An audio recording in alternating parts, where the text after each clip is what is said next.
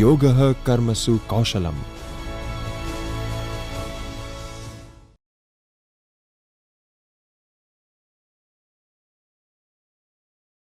Hello friends, this is Dr. Kishore Bhanushali from Karnataka University.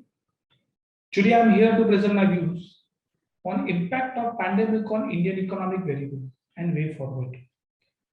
Before I proceed, I would like to thank UGC Human Resource Development Center, Gujarat University, particularly Dr. Jagdish Joshi, Professor and Director, UGC Human Resource Development Center, Dr. Shoda, Dr. Mamta Brahmbhatt, coordinator of this refresher course, an entire team of UGC Human Resource Development Center, Gujarat University, for giving me this opportunity to present my views and submit my videos on the topic that is allocated to me on the second online refresher course in commerce and management.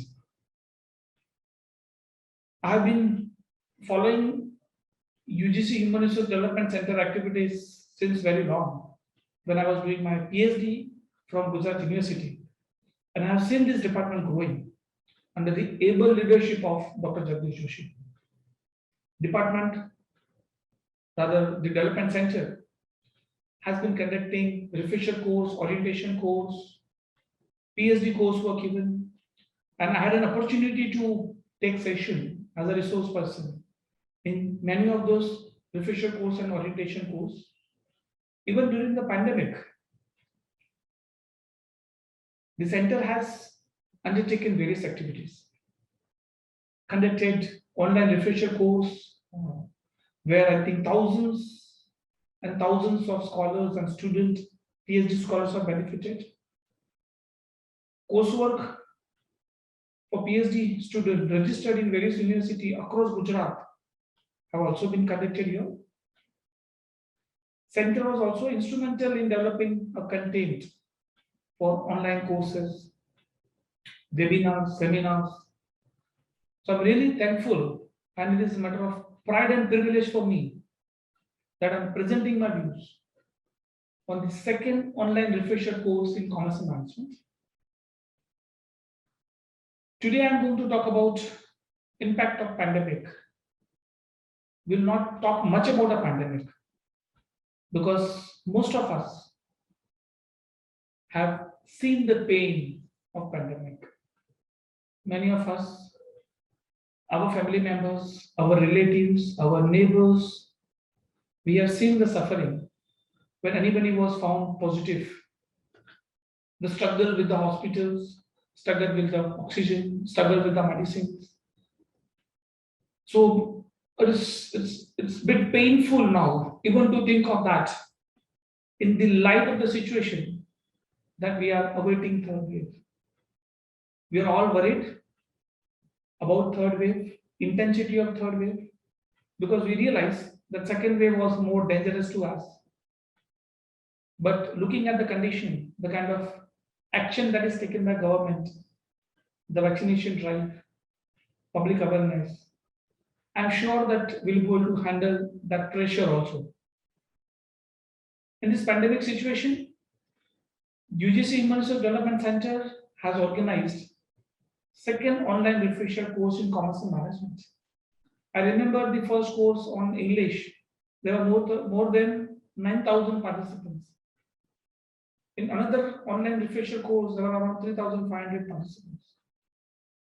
And conducting this online course on a virtual mode has a benefit of reaching out to larger mass.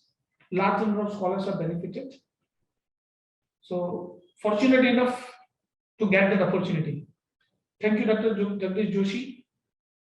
Thank you, Dr. Shoda. Thank you, Mamta Brahmbhatt ma'am. And special thanks to all those scholars, faculty members, and students who have enrolled for this online refresher course in commerce and management. So let me start with my presentation here. This is an outline of my presentations. What we are going to cover up in next 1 hour that we have. We are going to talk about impact of COVID on various economic parameters. Sorry for the typo error here. It is impact of pandemic on various economic parameters like employment, inflation, poverty. We are going to list down all those parameters as well. So we'll start our discussion with impact on various economic parameters. And the parameter that we are going to consider for the discussion include impact on economic growth, unemployment, poverty, household savings, income and consumption, inflation, international trades, foreign exchange reserves and foreign exchange rate, and even sectoral impact. So briefly, we'll try to talk about impact of pandemic on each of these parameters.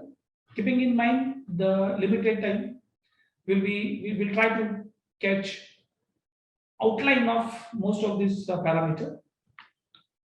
After sectoral impact, we are going to talk about economic theory and economic recovery, where we say what theory says. And in pandemic kind of situation, how do you recover the economy? What steps are required in terms of economic recovery, in terms of policy decision to be taken at the government level? Then we are also going to talk about what government has done, something which is known to most of us, but still we'll have a brief look at the action taken by government.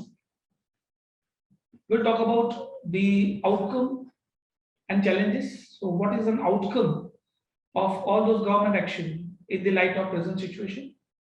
What are the challenges that government is facing? And what is way forward?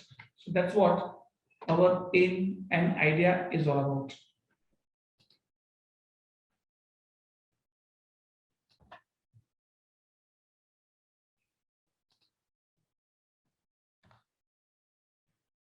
So let's start with impact of pandemic on economic variables. So its impact, economic impact. We are not going to talk about other impacts. First is impact on economic growth. If you talk of pandemic, the biggest and most discussed impact was on GDP. During April to June 2020, the first quarter of 2020, India's GDP dropped by massive 24.4%. This is the largest ever decline in GDP. During July to September 2020 quarter, second quarter 2020, economy contracted further at 7%, 7.4%. October to March, recovery was there, but it was a very slow recovery. Economy during the third and fourth quarter of 2020 recovered marginally by 0.5%, that is 0.5%, and then 1.6% respectively. If you talk about overall growth, economic growth in terms of GDP during 2021, the data shows GDP has declined, contracted by 7.3%. So overall, it is 7.3% decline in GDP. And if you look at the number, GDP number, the decline in GDP is, in terms of economic outcome, is worst, highest contraction in the history of the country. So pandemic has really adversely impacted GDP growth, which was never thought before, which was never the condition in anywhere in the economy. There's an impact on GDP growth. And still we are struggling. And there are different opinions in terms of how much time it will take for economy to recover. And there are different opinions. There are people who are talking about V-shaped recovery before the second wave. But after the second wave, that V-shaped recovery was out of the questions. There are people who are talking about K-shaped recovery, U-shaped recovery. Now, how much time India will take to recover? That all depends on magnitude and severity of that third wave, which all we are worried about. If you talk in terms of unemployment, pandemic has really the worst kind of situation impact on people was creating this unemployment situation. Unemployment rate for the country at large, as per the latest statistics revealed by CMI, Center for Monitoring Indian Economy, says that unemployment rate in India in July 2021 was 7.2%. Rural unemployment 6.8% and urban unemployment at the rate of 8.6%. What is more worrisome is, of course, the overall unemployment rate number, which is again a cause of concern. Rural unemployment has also grown up, which otherwise is not something which is expected. Within urban unemployment and unemployment rate in total, the major cause of concern is unemployment among educated people. So educated unemployment is the major cause of concern as of now, as an outcome of pandemic. Rural unemployment number have grown up partially because of two reasons: massive unemployment, lack of job in agriculture, and second, large-scale migration from urban area to rural areas. The people, workers who have migrated from urban area to the rural centers have found it difficult to get job in rural areas, and they are not ready to come back to work in urban areas where some jobs are available, but again, they are more worried that number of jobs are not available. So rural unemployment rate has also increased.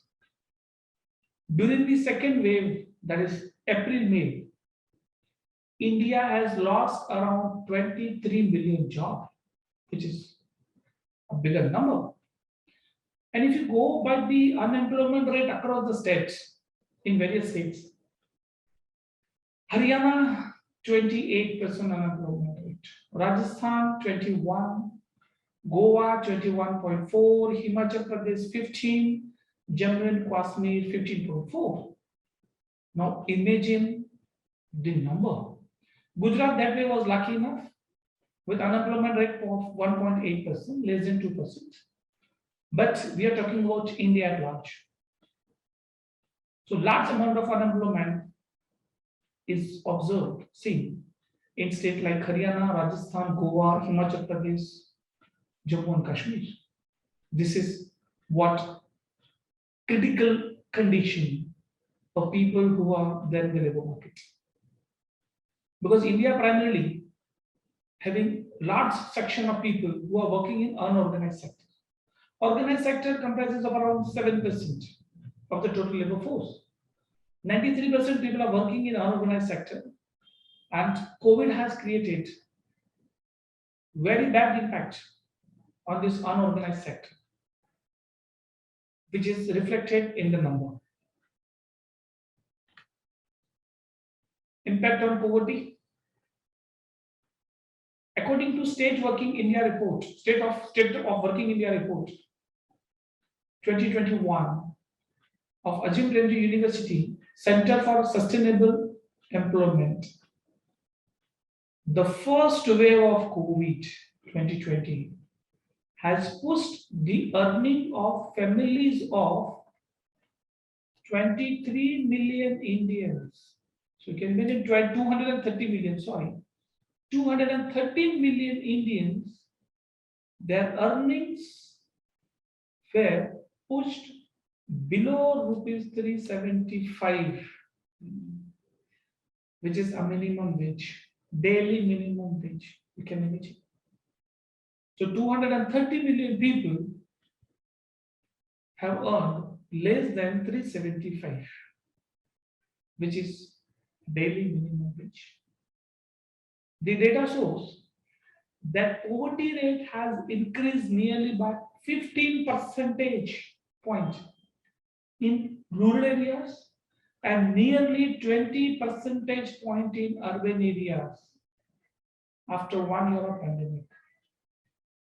Now imagine the situation end of second year,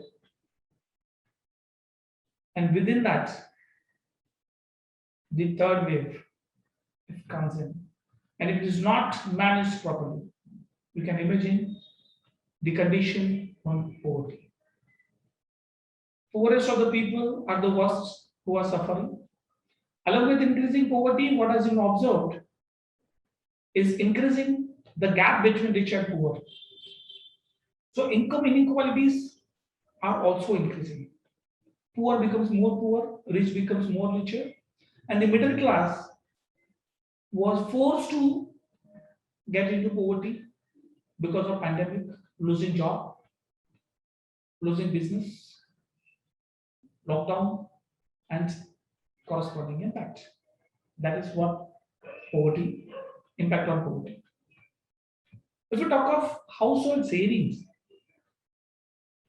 the data shows, the data from Reserve Bank of India, the data shows decline in financial assets.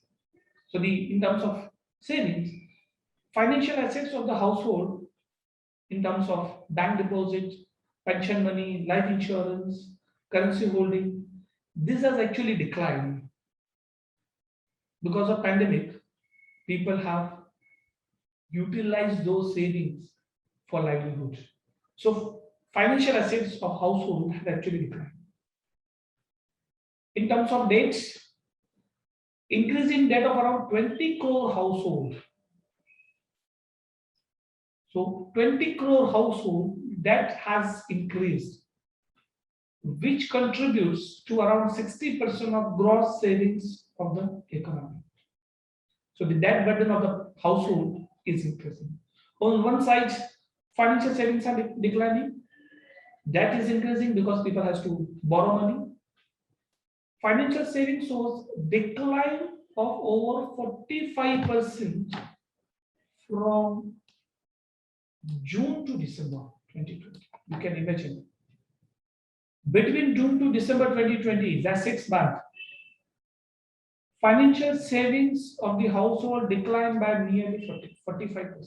So savings are declining. People don't have money. They have exhausted the savings. The ratio of household bank deposit to GDP declined by 3% in December from 7% in previous quarter. So the household bank deposit to GDP ratio has actually declined from 7.7 to 3%, which is an indication that households have lost the savings during the pandemic. Household debt to GDP ratio increased since March 19, and it sharply rose to 37.9% end of December 2020. So by December 2020, household debt to GDP ratio was as high as 37.9%. So it means households in India, because of pandemic, are facing debt burden.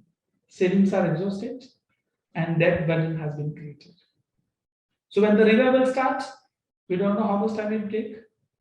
In the beginning, it will result into increasing earning of the people. So when the income increases, after maintaining the livelihoods, after maintaining the sustainable livelihood, what they do?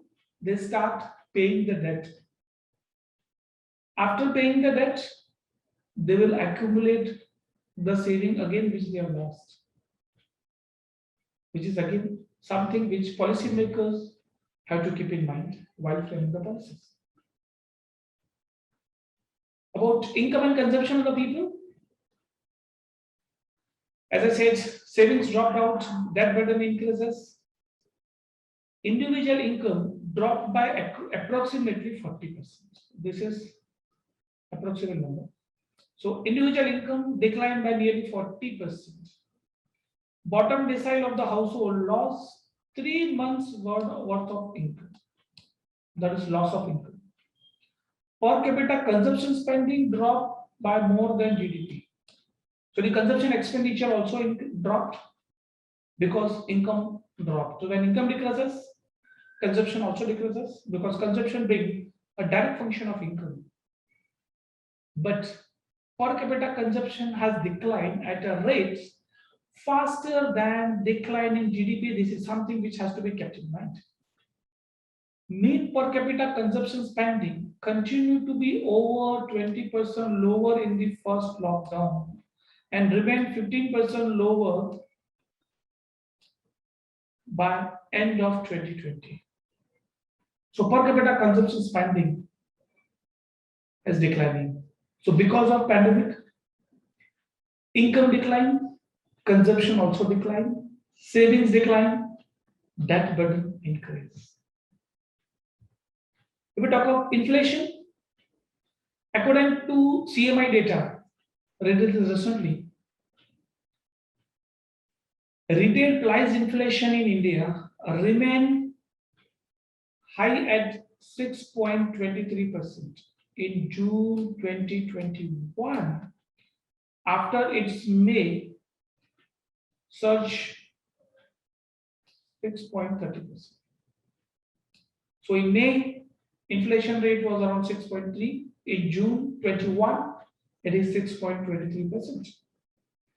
What is more cause of concern for us is inflation for a specific category of product. Food inflation 5.2%. Vegetable oil 34.8% inflation. Fruit prices are grown up by 11.8%. Pulses around 10%. You can imagine, even RBI has projected inflation rate of 5.7%. Now, imagine this inflation number in the line with impact of COVID on income. Income is declining, prices are going up. Now, think of average household. How do you manage? And that's the reason that we have increased number of suicidal cases, cases of family suicide, crimes have increased. This may be attributed to this impact of COVID. Inflation during the recent period is at most an imported inflation because during this period, prices of imported items, including crude oil, has grown up like anything, which resulted into increase in cost of production, increase in transportation cost, and ultimately is fueling inflation. So it was mostly imported inflation. Prices of imported goods grown up, which resulting into higher domestic prices. This is impact on inflation. If you talk in terms of international trade, these are the data that I have taken from Public Information Bureau, Government of India source.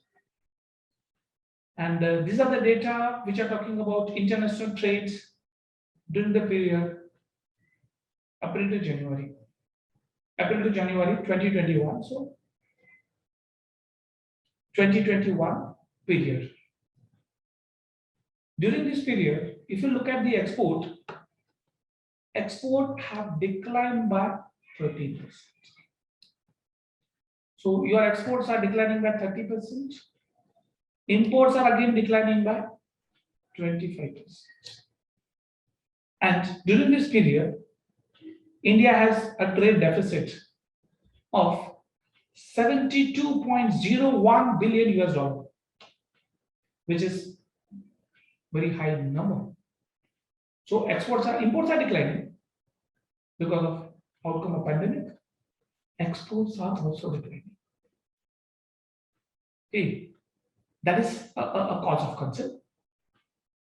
If you talk in terms of major importing item that we have, petroleum, crude and products import declined by 27%. Transport equipment declined by 25%. Fertilizer, crude and manufactured 11%.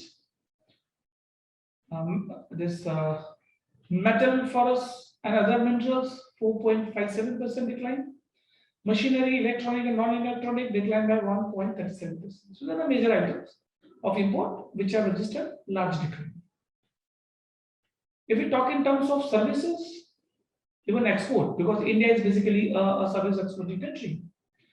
Export of services declined by 6.29%. This is declining service export.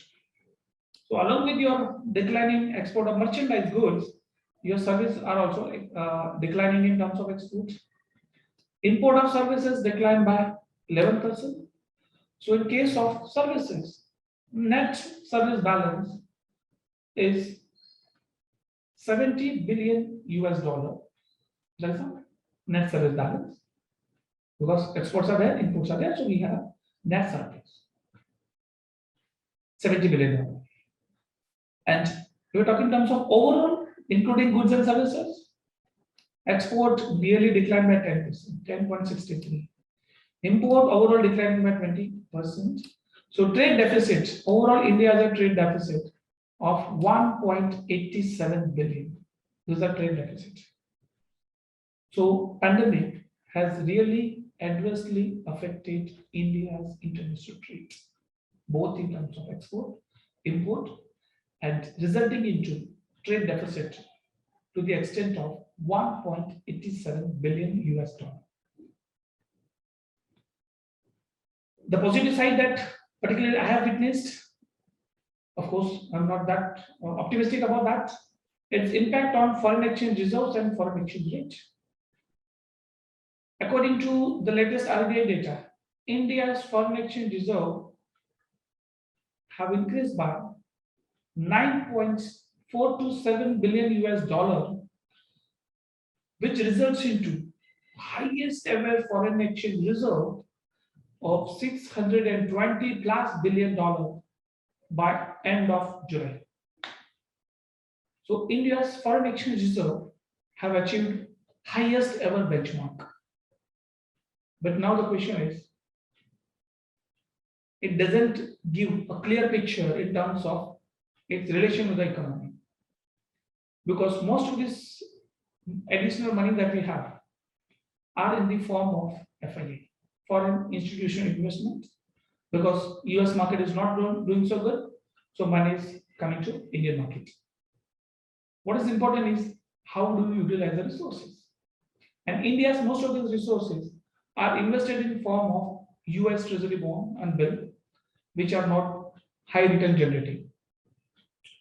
Foreign institutional investors have invested total 281 billion in India. So out of this 620 billion, nearly 281 billions are FII. And this is invested. And if you talk about total investment by FII, as on date, it comes to 607 billion US dollar. It means large chunk of foreign exchange reserves is required to be maintained. It can fly anytime because it's hot money, because it is invested by FII. That is something which has to be kept in mind when we talk of 620 billion reserve that we have. In terms of foreign exchange rates, during the year 1920, rupee actually depreciated by 1.4%. That is depreciation.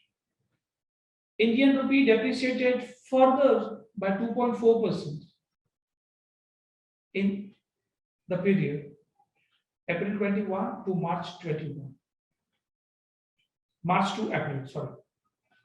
So in spite of India is accumulating foreign exchange reserve, in spite of the fact that foreign exchange reserves, we are adding foreign exchange reserves increasing, rupee is depreciating.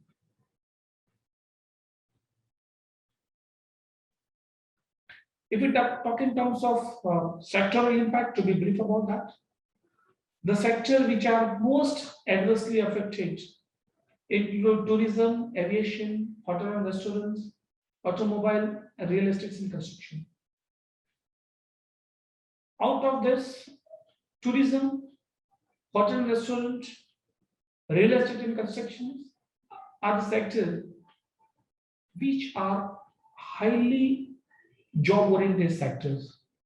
And these sectors have worst time for them in last 1.5 years.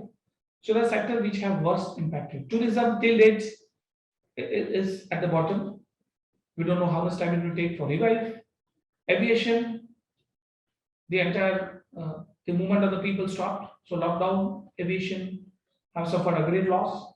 Hotels and restaurants, which is primarily a sector which gives employment opportunity to large number of people, is struggling like anything. Automobile demand is at bottom. Real estate and construction recently have seen some sort of revival, but that is limited to certain states, certain districts, and certain locations. It's not an overall. Two sectors which have really benefited rather positive impact of pandemic is IT sector and pharma sector. With increase in work from home, online education, online work, the demand in the IT sector has grown like anything. So IT sector has benefited.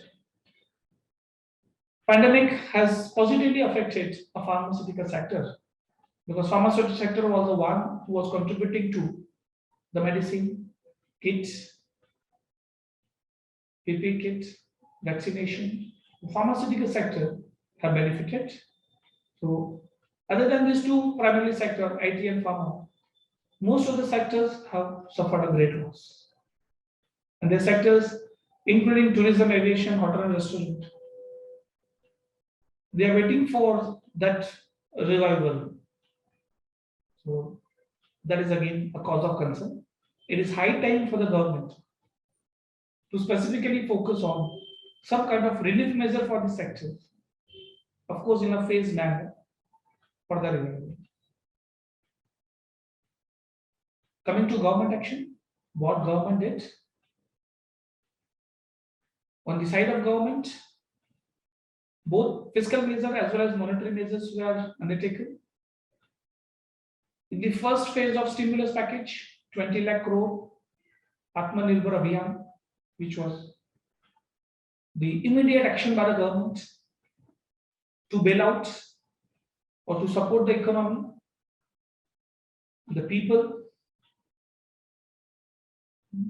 Reserve Bank of India, in line with the support from the government, has also tried its level based by reducing the repo rate from 5.15 to 4.4, cutting by 75 basis point, and again cutting further to 4%. So repo rate has been reduced. A reverse repo rate also has been reduced by nearly 90 plus basis points in the beginning. Long moratorium period for term loan, housing loan was announced initially for 3 months, extended for 3 more months. That was a relief. Cash reserve ratio was reduced by nearly 100 basis points to 3% from 4%. A lot of discussion has already happened, considering the time limitation. Not getting into detail of the government action. In my another session video, this topic has been covered as well.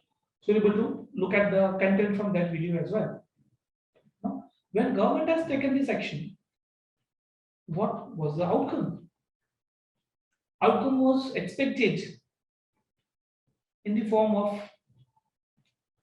maintaining stable economic growth and achieving high economic growth, reducing unemployment, manageable level of inflation, increase in investment, a reduction in the poverty. It's something which was expected.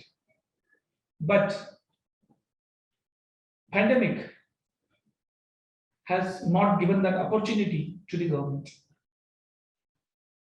Because of the second wave, expected third wave, these things are not working. Economic growth declining, again still struggling. Expected by government of Reserve Bank of India is around 9.5%, provided third wave is not that difficult as second wave, and economy can be managed. Unemployment rates, as we have seen, is a cause of concern for the day. Managing inflation, as we have discussed, is again a difficult task for the government. Investment, in spite of declaring those many packages and similar package, investment is not coming up. Large number of section of the people are under poverty line. Number of people below poverty line is increasing. So the challenge of the government is how to rework on economic policies. What kind of stimulus or what kind of fiscal, monetary, and policies are required so that economy comes to a track. Because economy today is at a stage where we cannot take a burden of another lockdown. First lockdown, minus 24.4% decline in GDP growth we have witnessed. So economy is not in a state where we can manage the lockdown if at all comes in trouble. So the bigger challenge for the government is to achieve high growth, create jobs, manage inflation, increase investment, and make sure that people who are pushed below poverty line should have enough support for the government side, from the government side. These are some of the data that are taken from Consumer Perception Survey conducted by Reserve Bank of India, where survey of more than 5,300 people was conducted across India about their perception on economic variable today and year ahead. The result of the survey were released. Survey was it was conducted, and the result were released during the month of July 2021. So the latest survey that RBI has conducted, and this is what an expectation of the people. What do people perceive? Because perception, expectation of the people is something which is really going to drive the economy. So if we talk in terms of perception about current economic situation, what do people think about current economic situation?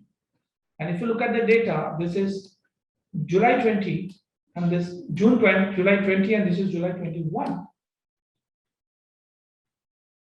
So even only 9.4% are saying that economic situation has improved. 78.5% the respondent household are of the opinion that economic situation has really worsened. This number was 77.8 a year back.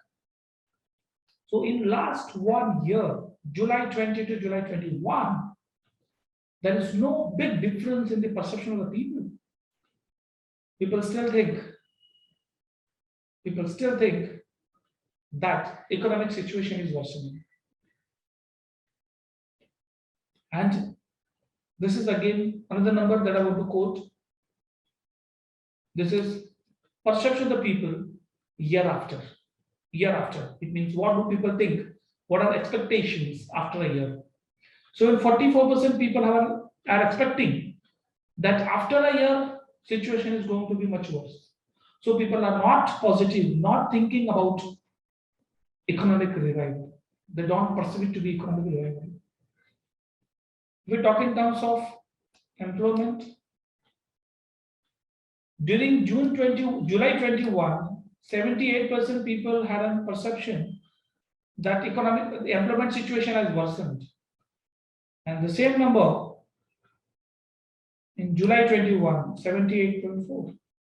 So even after a year, in July 2021, 78.4% people have expectation of worsening employment situation.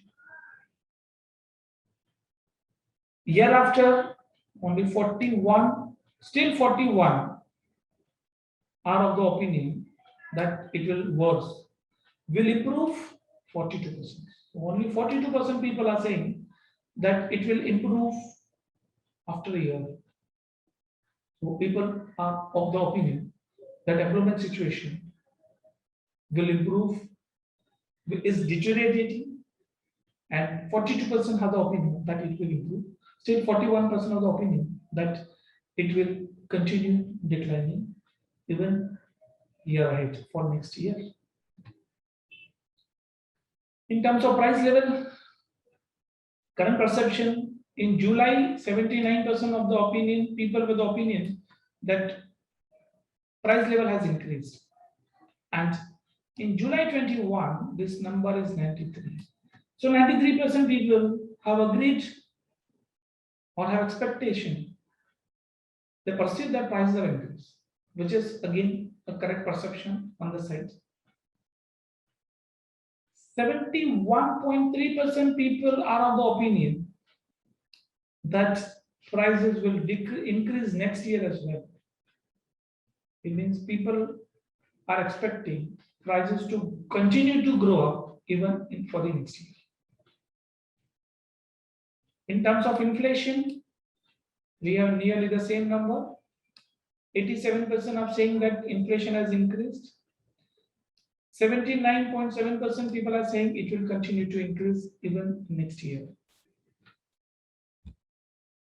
Due to limited time, I'm not getting into detail of all the tables, which is available, which you can refer to, available from Reserve Bank of India website. In terms of income,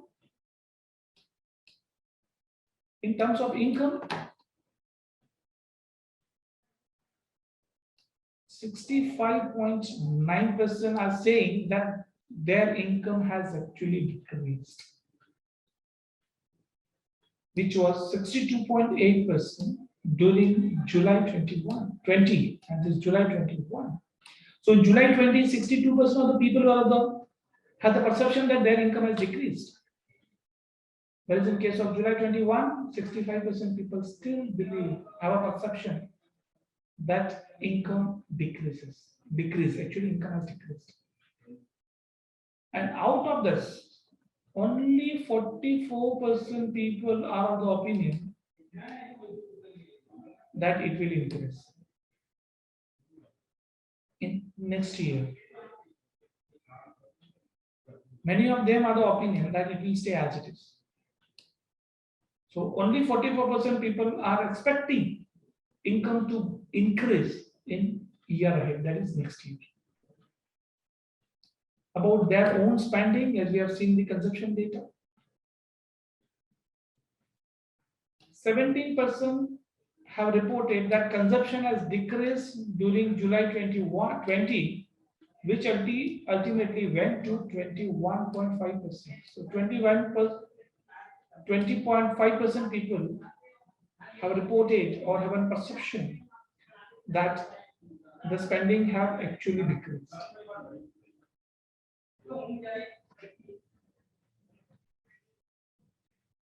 Coming to theoretical aspect, this is a standard equation. I am sure that many of you may be aware about this.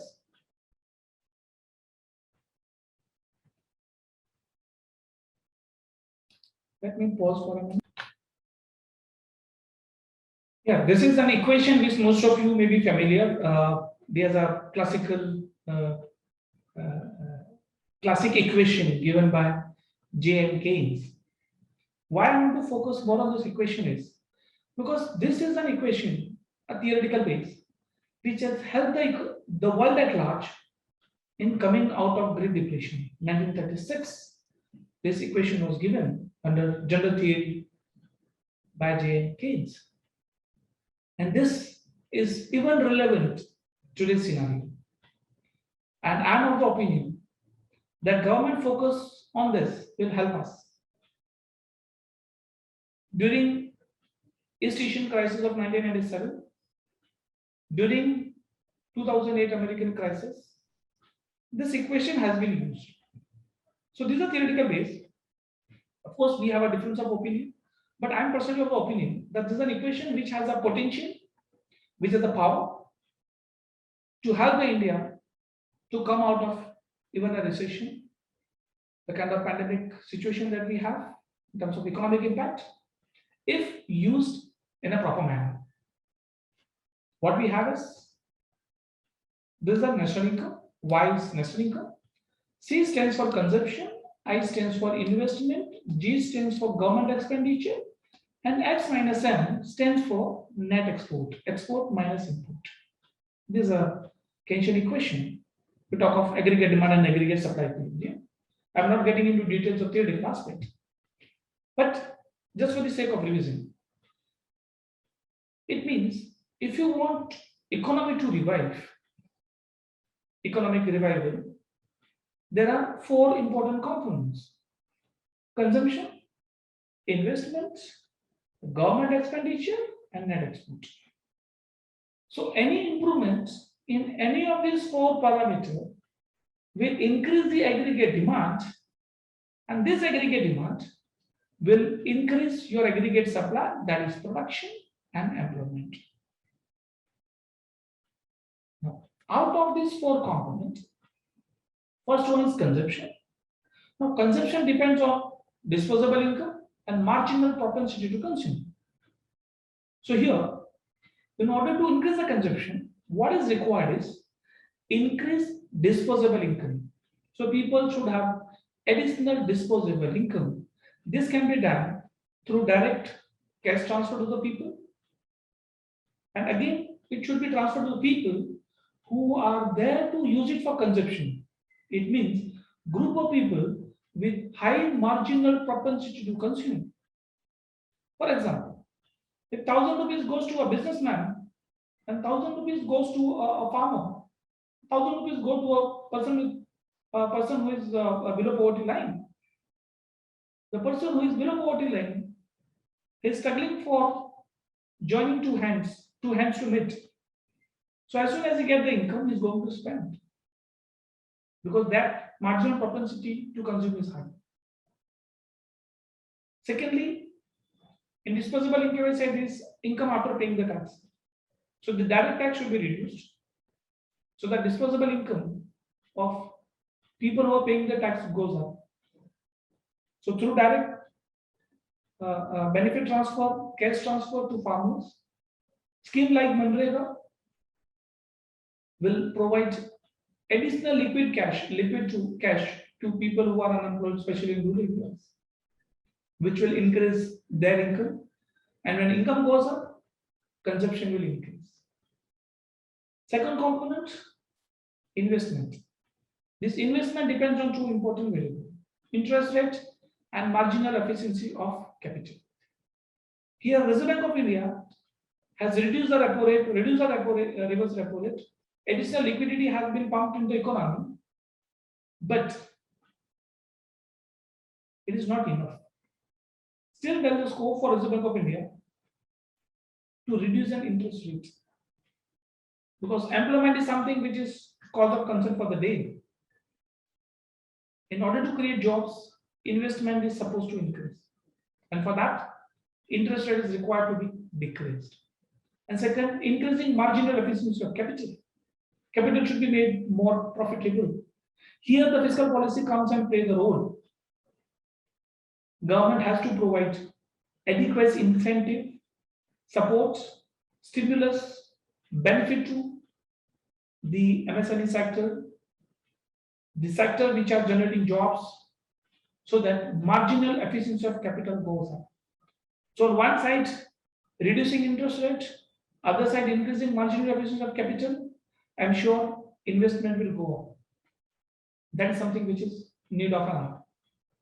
In terms of government expenditure, during pandemic kind of situation, government should not be worried much about fiscal deficit. Even in the budget presented last year, fiscal deficit worth 15 lakh crore nearly has been proposed.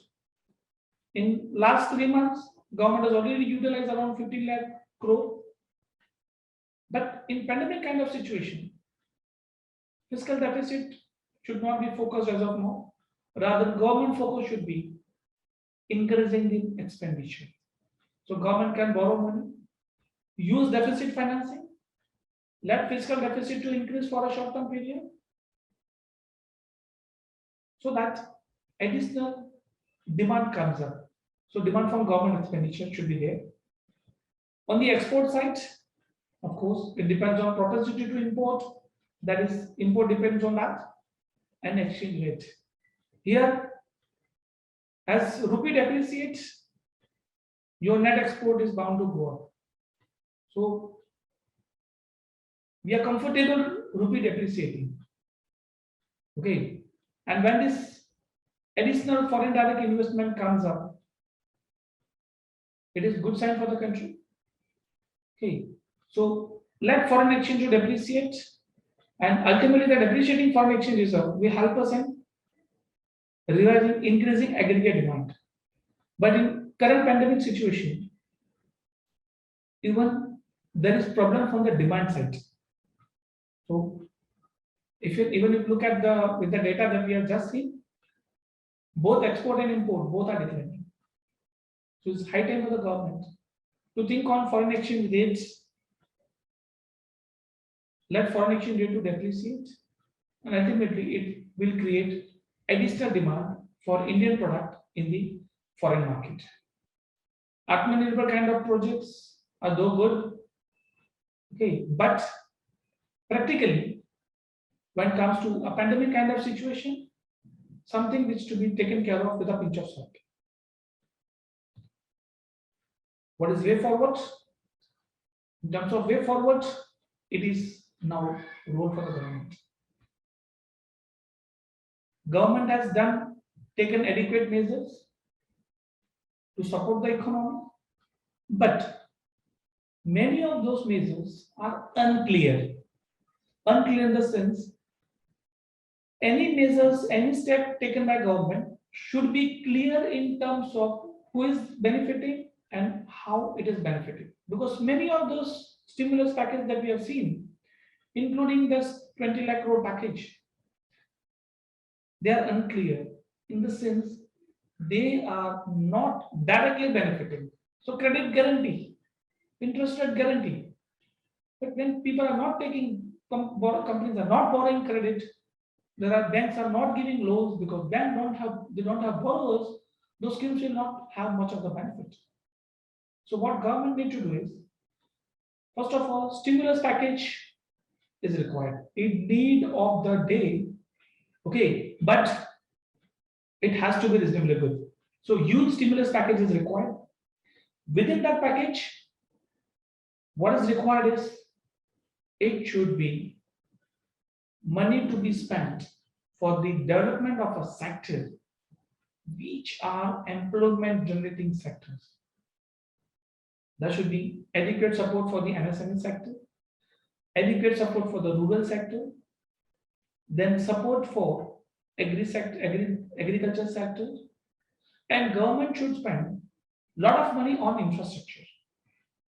Because when infrastructure sector grows up, it will support the other sectors also. So whatever measures are taken by the government, if you look at the current economic situation across the variables that we just discussed, it looked like those measures are still inadequate. Additional stimulus is still required, and the stimulus should be sector specific, and it should have direct benefit to the particular sector. I'm not personally in favor of minimum income guarantee kind of program because of the limited resources that we have. This is not the right time to think of those programs, but direct cash transfer, major allocation on rural development, major allocation on Manrega kind of scheme is something which is need of the day, which government should focus on.